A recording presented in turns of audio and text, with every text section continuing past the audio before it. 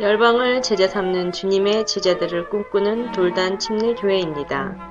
이 주님의 꿈을 이루기 위한 세 가지 비전이 있는데, 말씀과 성령으로 투명한 성도, 예수님 제자되어 비추는 교회, 생명의 복음으로 행복한 세상입니다.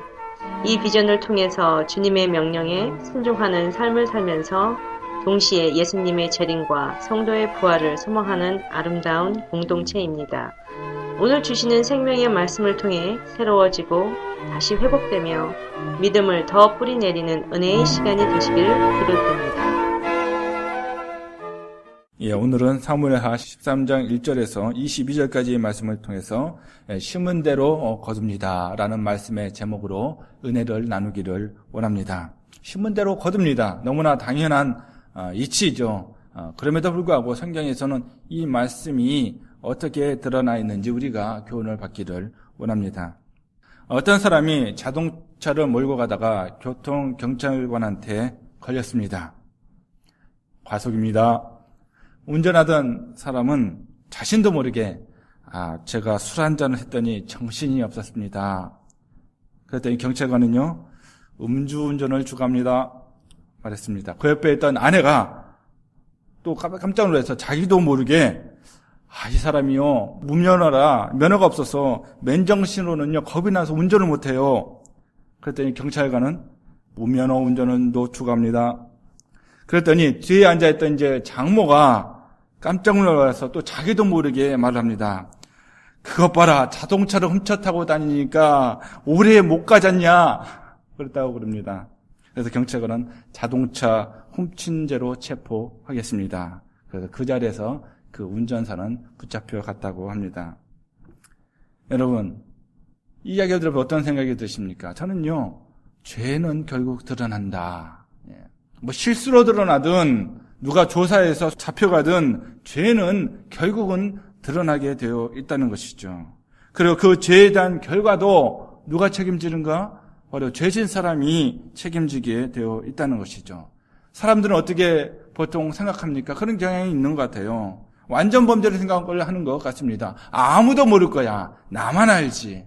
그렇지만요, 하나님 앞에서는요, 완전 범죄란 있을 수가 없다는 것이죠. 왜 그렇습니까? 하나님은 불꽃 같은 눈으로 우리를 보고 계시기 때문에 우리는 하나님 앞에 숨길 것이 아무것도 없다는 것이죠. 오늘 본문은 그렇습니다. 암논은 다윗의 아들 중에 한 명이죠. 이 암논이 그 배다른 누이 동생인 다만을 은밀히 욕보인 이야기가 오늘 본문의 내용입니다. 간단히 얘기하면 그런 내용이에요. 그러나 이 사실이 알려지게 되고요, 암논은 나중에 다말의 오빠인 압살롬에 의해서 살해를 당하게 됩니다.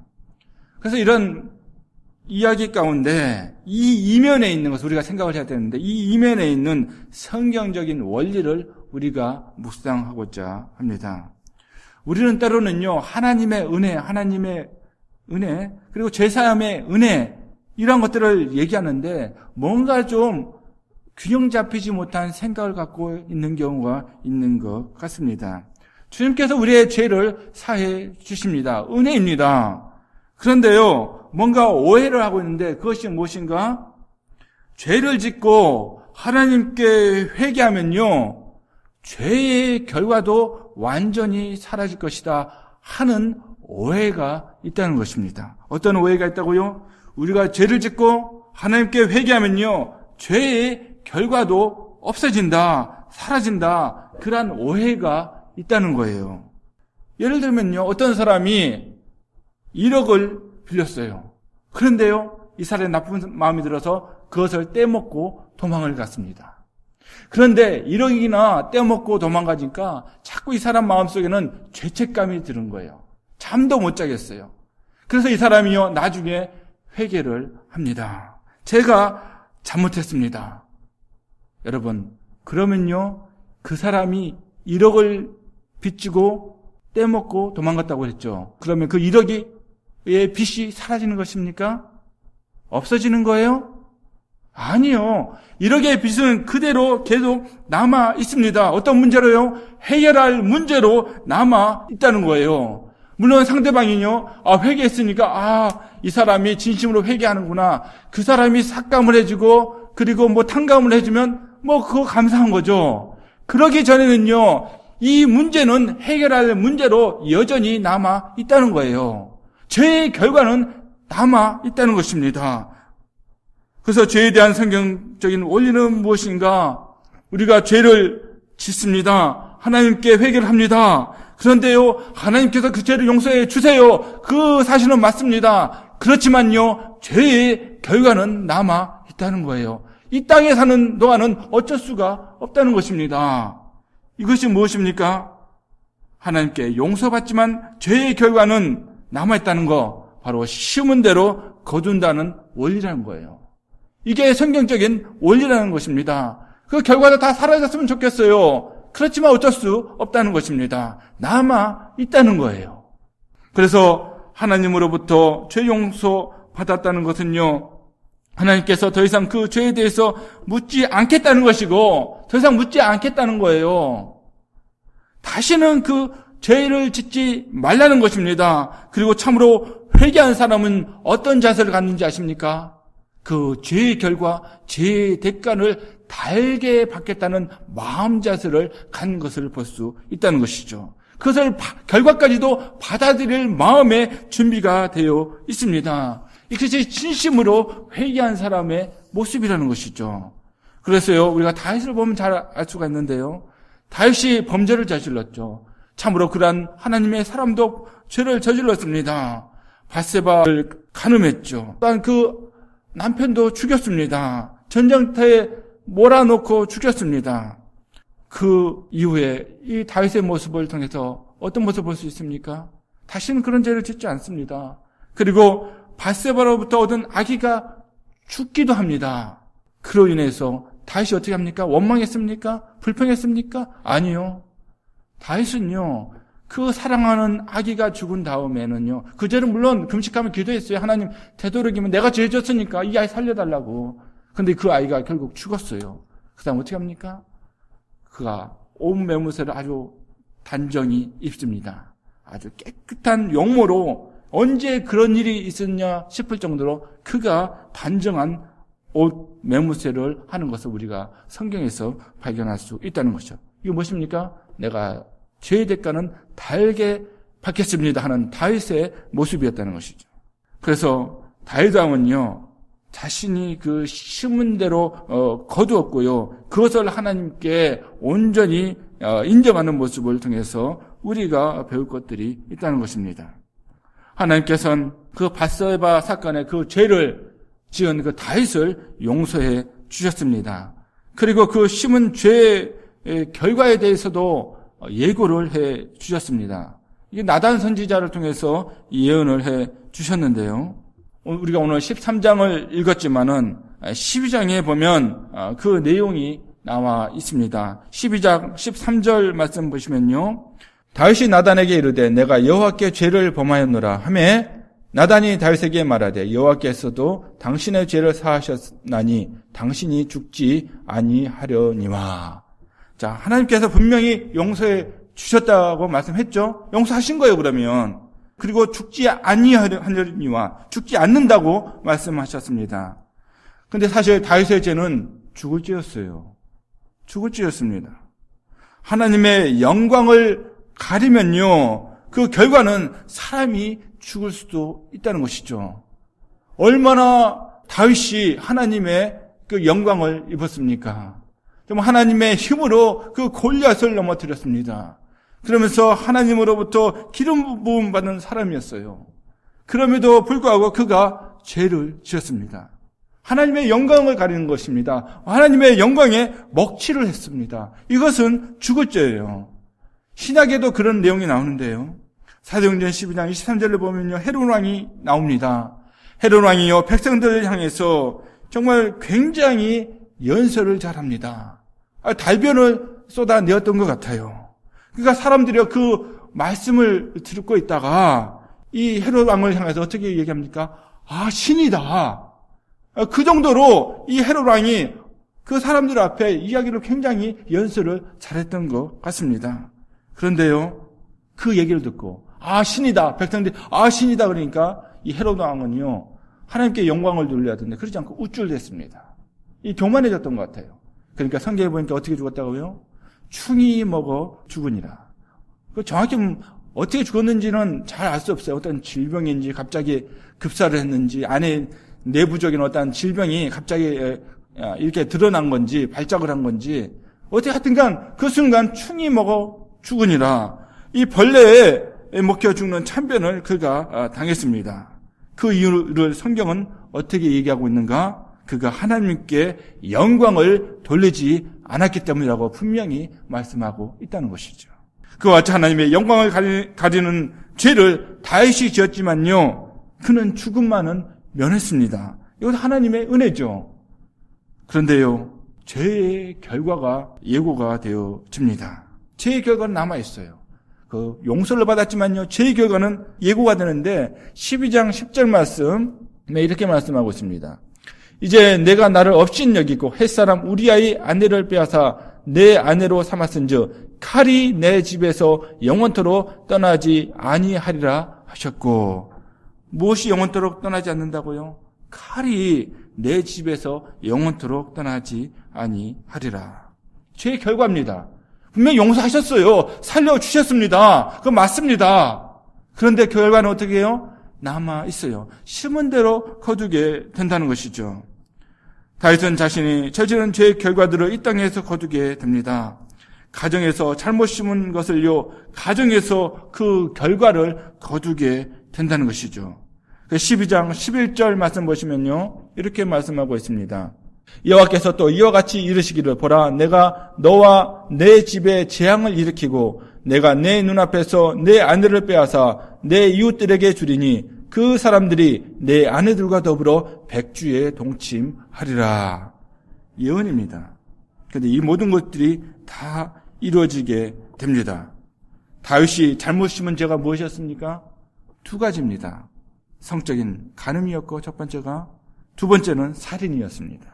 이대로 다 그대로 거두시겠다는 거예요. 다윗 내가 이것을 심었으니까 이대로 다 거두게 할 것이라는 거예요. 그래서 다윗의 성적인 죄를 통해서 성적인 죄의 결과가 가정에서 벌어지게 됩니다. 다윗의 자녀들 사이에 먼저 성적인 문제가 발생을 합니다. 그것이 오늘 본문이에요.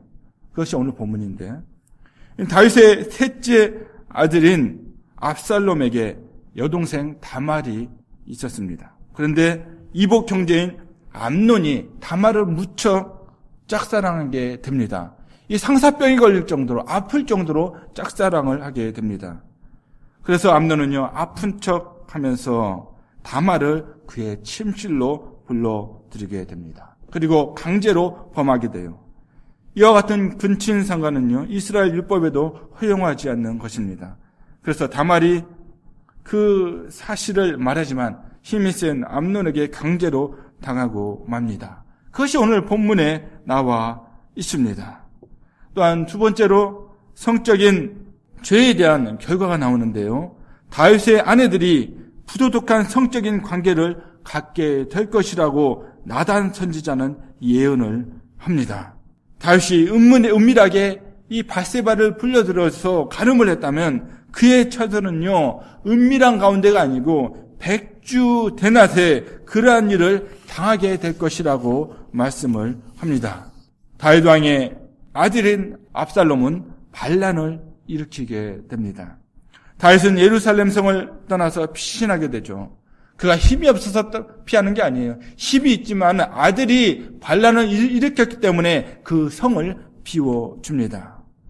이때 압살롬은요, 아히도벨이라는 책사와 함께 예루살렘에 입성을 하게 됩니다. 이때 압살롬이 묻죠. 아히도벨에게 이젠 내가 무엇을 해야 되겠느냐. 그렇게 물으니까 아히도벨이 어떻게 대답을 합니까? 아버지의 후궁들과 동침을 하십시오. 그렇게 권합니다. 왜냐하면 고대 사회에서의 왕의 첩들을 취하는 것은 자기가 왕이 되었음을 보여주는 증거로 여겼기 때문입니다. 그래서 예언대로 모든 사람들이 보란듯이 아버지의 후궁들을 압살롬이 취하는 부도덕한 행위를 저지르게 됩니다. 그가 저지른 성적인 범죄에 대해서 그 성적인 죄의 결과를 그가 실제적으로 보게 됩니다. 이러한 성적인 죄의 결과에 이어서요, 다윗의 살인죄를 통해서 그 살인죄의 결과가 일어나게 됩니다. 그 첫 번째가 뭐냐면 이제 자녀들 사이에서 칼부림이 나게 된다는 것이죠. 암논이 다말을 범한 다음에 압살롬은요, 이제 암논에 대한 적대감으로 이 말도 하지 않는 굉장히 어색한 사이가 됩니다. 여기 말씀을 보면요, 압살롬은 매우 용이 주도한 사람이에요. 굉장히 치밀한 계획을 짜는 그런 계획적인 사람이 바로 압살롬이라는 사람의 성격이었습니다. 그래서 압살롬은요, 그 동생 다말이 그렇게 간음을 당한 그 일이 있은 이후에 2년이 지나서 암논을 양털 깎는 일에 초대를 합니다. 이 축제 분위기였어요. 그리고 암논이 술 취한 틈을 타서 그 미움의 끝에 이 이복 형제를 살해하게 됩니다. 다윗이 살인을 저질렀죠. 그런데 이제 그 결과로 그 가족 안에서 형제들 사이에 살인의 결과가 보이게 된다는 것입니다. 그리고 이제 압살롬이 반역을 일으키게 됩니다. 그 아들 이제 압살롬이 반역을 일으키게 돼요. 15장에 나와 있는데요. 이 압살롬은요, 이복 형제인 암논을 살해한 다음에 구술 지방으로 도망을 갑니다. 그 나중에 다시 예루살렘에 돌아와서요, 그 왕인 아버지의 용서를 받습니다. 하지만 그가 돌아와서 한 짓이 무엇인지 아십니까? 성경에 보니까 사람의 마음을 도적질했다고 쓰여져 있습니다. 이게 무엇입니까? 남을 속에서 훔쳤다는 의미예요. 그 마음을 훔쳤다는 거예요. 압살롬은 백성들에게 관심을 보입니다. 그리고 현 정부의 무능을 비판하고요, 그 약자들을 동정을 합니다. 그들에게 애정을 보입니다. 그런데도 성경은 뭐라고요? 그가 사람의 마음을 도적질하였다고 말씀하고 있습니다. 이게 무슨 말씀이에요? 백성들에게 성실한 통치를 베풀어서 신뢰를 얻으려고 한 것이 아니고 속임수와 수책으로 인기를 얻으려 했기 때문입니다. 그래서 마음을 도적질했다 성경은 표현하고 있습니다. 이렇게 하나님이 세우신 권세를 업신여긴 것은요, 성경적인 자세가 아닙니다. 하지만 압살롬은요, 하나님이 세우신 권세에 굴복하지 않고 인간적인 방법으로 세력을 키워서 다윗 왕을 몰아냅니다. 정말 칼을 들어서 그 아버지를 몰아냅니다. 그리고 세 번째로는요, 요압 장군이 압살롬을 죽이게 됩니다. 이제 쫓겨났던 다윗이요, 이제 군사들을 재정비해서 압살롬의 군대와 마지막 전쟁을 벌이게 됩니다. 다윗의 장수는 요압, 아비세 이때 정말 용맹한 장수들이 앞장서게 됩니다. 다윗은 특별히 그 장수들에게 이야기를 합니다. 압살롬만은 정말 너그럽게 대해줘라. 다르게 얘기하면요, 이 아들 압살롬만은 살려 주어라. 그렇게 명령을 내립니다. 자신을 배반했죠. 역모를 꾸며서 자신을 쫓아낸 그런 아들이지만요, 그만은 살려달라고 이야기를 합니다. 이것을 보면서 저는 다윗은 이미 전쟁의 승리를 확신하고 있지 않았나 그런 생각을 들었습니다. 그리고 반역한 아들에 대한 용서의 마음이 준비되었음을 느낄 수 있는 부분이었습니다. 전쟁이 일어났습니다. 압살롬의 군대는요, 크게 패하게 됩니다. 그래서 이 아들 압살롬은 도망을 갑니다. 노새를 타고 도망을 가다가 그 머리가 나무에 걸리게 됩니다. 그 상황을 보고 있던 요압의 성격은 좀 다혈질인 사람이었어요. 그가요, 다윗 왕의 명령을 어깁니다. 그 압살롬을 죽여야 되나 말아야 되나 주저하고 있는 병사들을 채치고서요, 직접 압살롬을 창으로 죽입니다. 그 내용이 사무엘하 18장 14절에서 15절까지 나와 있는데 이렇게 말씀하고 있습니다. 요압이 이르되 나는 너와 같이 지체할 수 없다 하고 손에 작은 창 셋을 가지고 가서 상수리 나무 가운데서 아직 살아있는 압살롬의 심장을 찌르니 요압의 무기를 든 청년 10명이 압살롬을 에워싸고 쳐 죽이니라. 반역한 아들이었지만요, 이 아들의 죽음은 다윗에겐 큰 슬픔이 되어 버렸습니다. 여러분, 이게 지금 죄의 결과들입니다. 성적인 죄, 살인의 죄, 다윗이 지었어요. 그 죄의 결과들이 계속해서 그 나단 선지자를 통해서 예언한 대로 그대로 일어나는 것을 살펴보았습니다. 아들들이 다투고 죽이고 반역을 일으키고 아내와 딸들이 욕을 당하는 결과를 다윗이 직접 보게 되었다는 것이죠. 하나님께 용서받았으나 죄의 결과를 치르게 된다는 사실을 보여주고 있는데 이것이 무엇이라고요? 심은 대로 거둔다는 원리라는 것입니다. 사랑하는 성도 여러분, 농부만 밭에 나가서 심고 거두는 것이 아니라는 것이죠. 저를 포함해서 누구든지 생각과 말과 행동으로 항상 무엇인가 심고 있음을 여러분 기억하시기를 바랍니다. 심고 있어요. 사도 바울은 예수님을 다메섹 가는 길에 만났습니다. 정말 감격적인 만남이었습니다. 그가 예수님을 만나서 예수님을 믿고요, 죄사함을 받았습니다. 하나님의 자녀로 살기로 그가 결단을 했습니다. 그러면요, 옆에 있는 모든 사람들이 이 사람을 참 껴안고 부둥켜 안고 너가 하나님의 자녀가 되었구나, 우리는 다 형제 자매다 하면서 그렇게 해야 될 것 같은데 그렇지 않았다는 것이죠. 왜요? 바울은요, 항상 크리스찬들을요 죽이려고 쫓아다녔던 사람이었다는 것이죠. 그 크리스찬들을 죽이는 현장에 언제나 있었던 사람이 바로 이 바울이었다는 것입니다.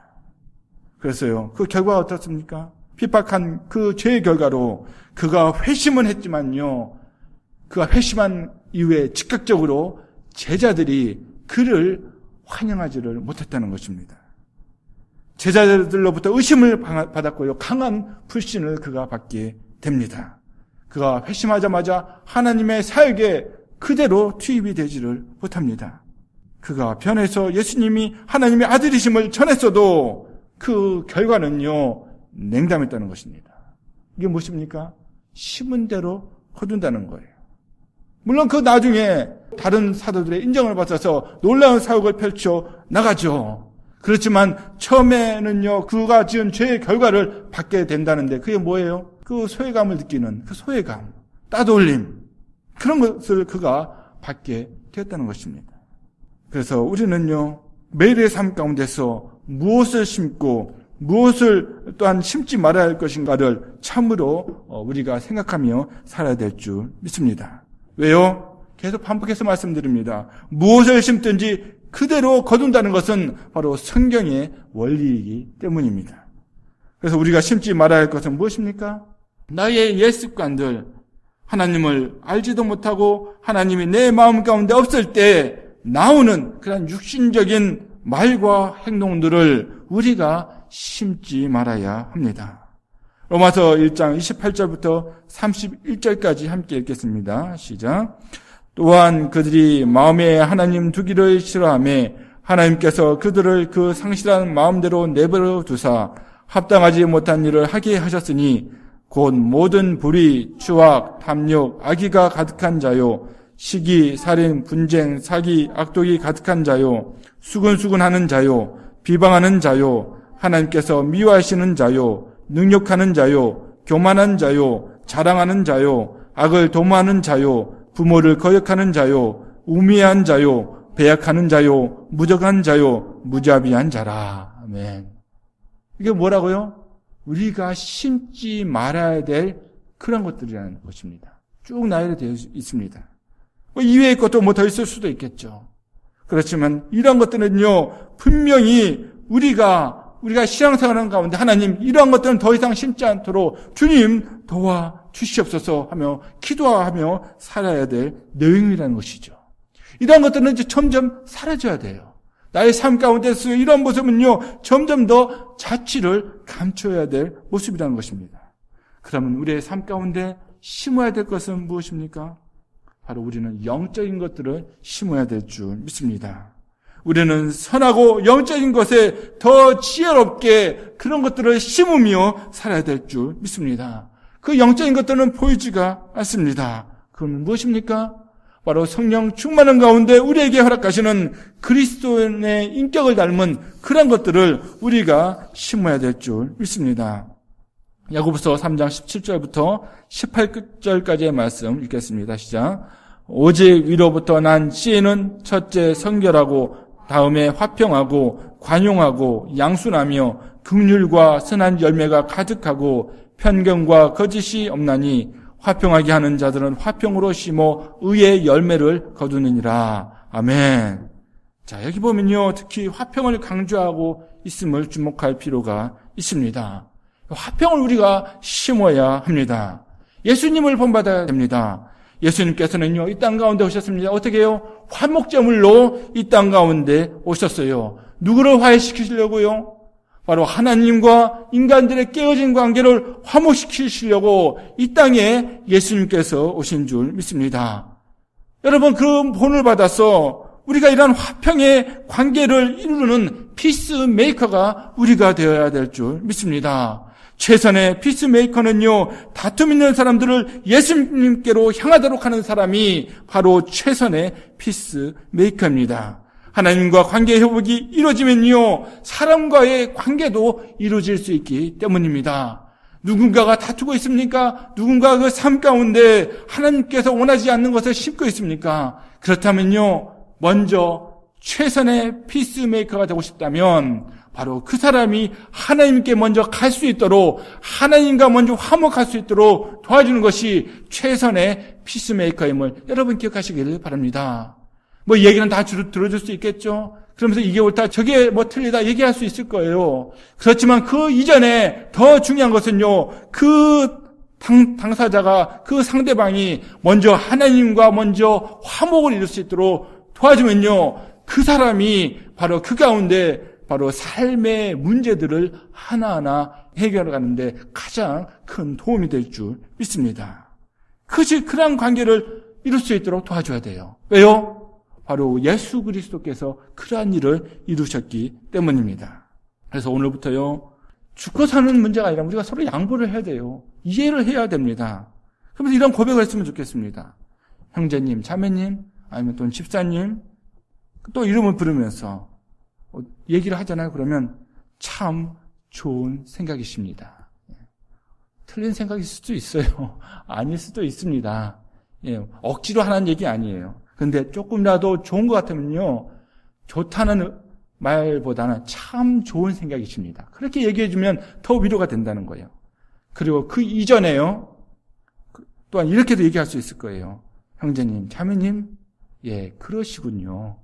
그렇게 하셨군요. 하면서 그 얘기를 그렇게 공감해주고 들어준다면요, 그 사람이 알아요. 내가 옳은 일을 했는지 틀린 일을 했는지 알아요. 근데 공감을 해주면 그 사람 마음에 정리가 될 수 있고요, 위로가 될 수 있다는 것입니다. 그 공감이라는 게 참 그래서 중요합니다. 그 말 한마디에 새로운 화평을 이룰 수가 있다는 사실입니다. 사랑하는 성도 여러분, 죄는 결국 드러나게 됩니다. 죄는 결국 드러나게 돼요. 그리고 그 대가는 언젠가는 치르게 됩니다. 어떻게 치를지는 저도 모르겠어요. 본인만 알겠죠. 이 땅에서든 저 하늘에서든 주님께서 하실 것입니다. 심은 대로 거두게 됩니다. 그래서 언제나 나의 생각, 말, 행동을 조심해서 예수 그리스도의 형상을 드러내고 하나님께 영광 돌리는 삶을 사시기를 바랍니다. 그런 저와 여러분 됐으면 좋겠습니다. 오늘은 갈라디아서 6장 7절부터 10절까지의 말씀을 함께 읽어서 말씀을 마치고자 합니다. 함께 읽겠습니다. 시작. 자기를 속이지 마십시오. 하나님은 조롱을 받으실 분이 아니십니다. 사람은 무엇을 심든지 심은 대로 거둘 것입니다. 자기 육체에다 심는 사람은 육체에서 썩을 것을 거두고 성령에다 심는 사람은 성령에게서 영생을 거둘 것입니다. 선한 일을 하다가 낙심하지 마십시다. 지쳐서 넘어지지 아니하면 때가 이를 때에 거두게 될 것입니다. 그러므로 기회가 있는 동안에 모든 사람에게 선한 일을 합시다. 특히 믿음의 식구들에게는 더욱 그렇게 합시다. 아멘. 맨 마지막에 뭐라고요? 모든 사람에게 선한 일을 합시다. 특히 믿음의 식구들에게는 더욱 그렇게 합시다. 바로 이러한 교회를 꿈꾸는 저와 여러분 되기를 주님의 이름으로 축원합니다. 기도하시겠습니다. 오늘도 말씀에 온전히 순종하셔서 풍성한 삶을 살아가시길 기도합니다.